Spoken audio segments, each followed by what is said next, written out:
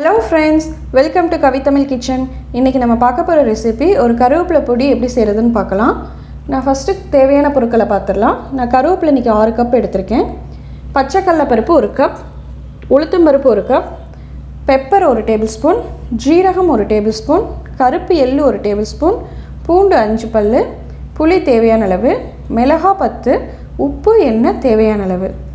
கருவேப்பிலை பொடி வந்து இட்லி தோசைக்கும் தொட்டு சாப்பிட்லாம், சாப்பாட்டில் கிளறியும் சாப்பிட்லாம். கருவேப்பிலை பொடி தினைக்கு எடுத்துக்கிட்டோம்னா இல்லை கருவேப்பிலை ஜூஸ் குடித்தோம்னா இர்ரெகுலர் பீரியட்ஸ் கிளியர் ஆகும், ஹீமோக்ளோபின் நல்லா இன்க்ரீஸ் ஆகும், முடி வளர்ச்சிக்கு நல்ல யூஸ்ஃபுல்லாக இருக்கும். வாங்க எப்படி செய்கிறதுன்னு பார்க்கலாம்.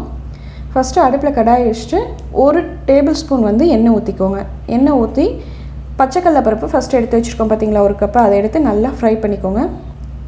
மீடியம் ஃப்ளேம்லேயே இருக்கட்டும். பச்சைக்கடலை பருப்பு நல்லா வதங்கி அரோமா வர வரைக்கும் நல்லா வதக்கிக்கோங்க.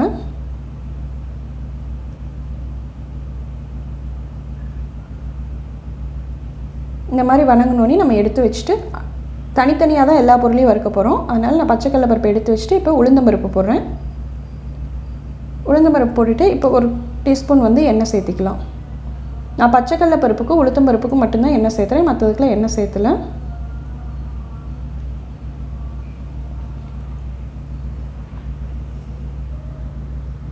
அடுப்பு வந்து மீடியம் ஃப்ளேம்லேயே வச்சு வறுத்துக்கோங்க, இல்லாட்டி வந்து எல்லா பொருளும் கரிஞ்சிரும். இந்த மாதிரி உளுத்தம் பருப்பு நல்லா கலர் மாறினோனையுமே எடுத்து தனியாக வச்சிடலாம். அடுத்து 1 டேபிள் ஸ்பூன் மிளகு வந்து நான் மண்சட்டியில் விளக்குறதுனால இப்போ அடுப்பு ஆஃப் பண்ணிவிட்டேன். அந்த மண்சட்டி சூட்லேயே நல்லா பொரிஞ்சிரும்.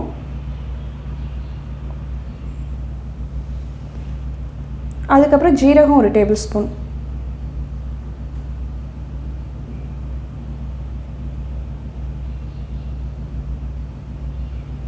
எடுத்து வச்சதுக்கப்புறம் நம்ம கருப்பு எள்ளு 1 டேபிள் ஸ்பூன் எடுத்துக்கலாம், இல்லை வெள்ளை எள்ளு போடுறதுனாலும் போட்டுக்கலாம். கருப்பு எள்ளில் வந்து அயன் சத்து நிறையா இருக்குது, அதனால் நான் கருப்பு எள்ளு யூஸ் பண்ணிக்கிறேன். அப்புறம் பூண்டு 5 பல் எடுத்து வச்சுருக்கோம் பார்த்தீங்களா, தோலோடவே அதை லைட்டாக தட்டி போட்டுக்கோங்க. மீடியம் ஃப்ளேமில் வச்சு வறுத்துக்கோங்க. இந்த மாதிரி வறுத்து எடுத்து வச்சிடலாம். ஒரு நெல்லிக்காய் அளவு சைஸ்க்கு எடுத்து வச்சுருக்கோம், அதையும் ஆட் பண்ணிக்கலாம். இந்த மாதிரி வறுத்துட்டு அதையும் எடுத்து வச்சுட்டு அடுத்து மிளகாய் 10 மிளகாய், ஏன்னா மிளகு போடுறதுனால நான் இன்றைக்கி மிளகாய் வந்து 10 மிளகாய் தான் போட்டிருக்கேன். மிளகும் காரமாக இருக்கும், மிளகாவும் காரமாக இருக்கனால குழந்தைங்க சாப்பிட மாட்டாங்க, அதனால் காரம் எப்படி இருக்குன்னு பார்த்து போட்டுக்கோங்க. அப்புறம் உப்பு தேவையான அளவு உப்பு, கல் உப்பு போட்டு லைட்டாக சூடு பண்ணிக்கோங்க.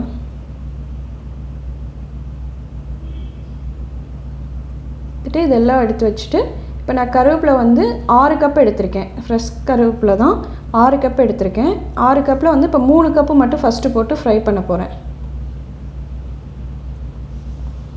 கருவேப்பிலை எந்த கப்பில் எடுக்கிறோமோ அதே கப்பில் வந்து நம்ம உளுத்தம் பருப்பு, பச்சைக்கடலை பருப்புலாம் எடுத்துக்கோங்க. இந்த மாதிரி நல்லா கருவேப்பிலை வணங்கி வந்ததுக்கப்புறம் கருவேப்பிலை கையில் எடுத்தால் உடையிற மாதிரி இருக்கும், அந்த பதத்துக்கு எடுத்தோடனே கருவேப்பிலை தனியாக எடுத்து வச்சிடலாம். திருப்பி மீதி இருக்க கருவேப்பிலை போட்டு நல்லா வணக்கிக்கலாம்.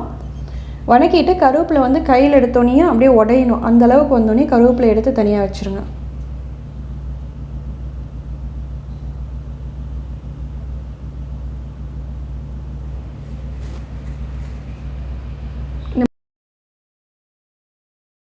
இந்த மாதிரி உடஞ்சி வந்தோடனே எடுத்து தனியாக வச்சிடலாம்.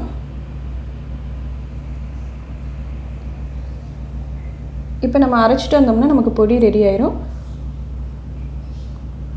இப்போ நான் இதோட இந்த அரைச்சி கருவேப்பிலையை வந்து ஃபஸ்ட்டு தனியாக அரைக்கணும். நான் இதில் இப்போ பருப்பெல்லாம் போட்டுருக்கிறதுல கொஞ்சம் பெருங்காயத்தூள் போடுறேன், கொஞ்சம் ஸ்வீட்டுக்காக 1 டேபிள் ஸ்பூன் வந்து வெல்லம் சேர்த்திக்கிறேன். அவ்வளோதான் ஃப்ரெண்ட்ஸ். இப்போ நான் கருவேப்பிலையை ஃபஸ்ட்டு போட்டு அரைச்சிட்டு வந்துடுறேன்.